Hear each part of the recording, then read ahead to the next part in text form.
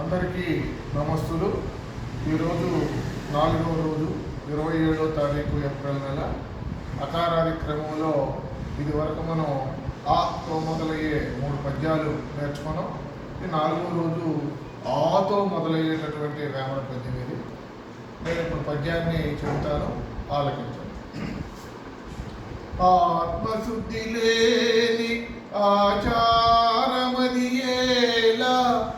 భాండ శుద్ధి లేని పాకమేలా, చిత్తశుద్ధి లేని శివ పూజలేలరా, విశ్వదాభిరామ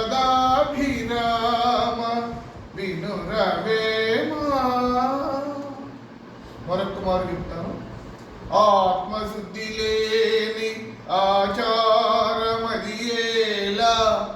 భాండ శుద్ధి లేని పాకమేలా, చిత్తశుద్ధి లేని శివ పూజలేలరా, విశ్వదాభిరామ వినురవేమా.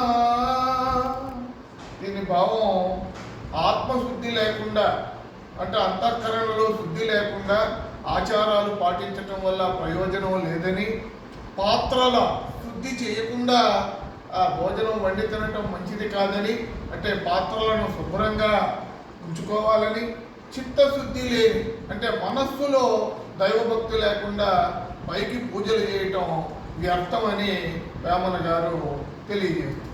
అంటే ఆత్మశుద్ధి లేకుండా ఆచారాలు పాటించటం వ్యర్థమని, ఈ పాత్రలు శుద్ధి లేకుండా వండుకు తినే భోజనం మనకు అనారోగ్యాల పాలు చేస్తుందని, ఆత్మశుద్ధి చిత్తశుద్ధి లేకుండా పూజలు చేయటం కూడా వ్యర్థమని వేమన గారు తెలియజేస్తున్నారు. ఇప్పుడు నేను ఈ పద్యాన్ని మీకు చెప్తాను, మీరు నన్ను అనుసరించి చెప్పండి. ఆత్మశుద్ధి లేని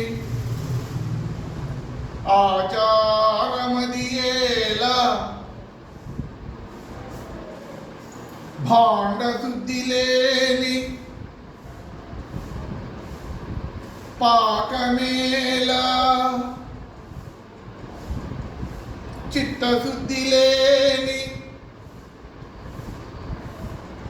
శివ పూజలేలరా,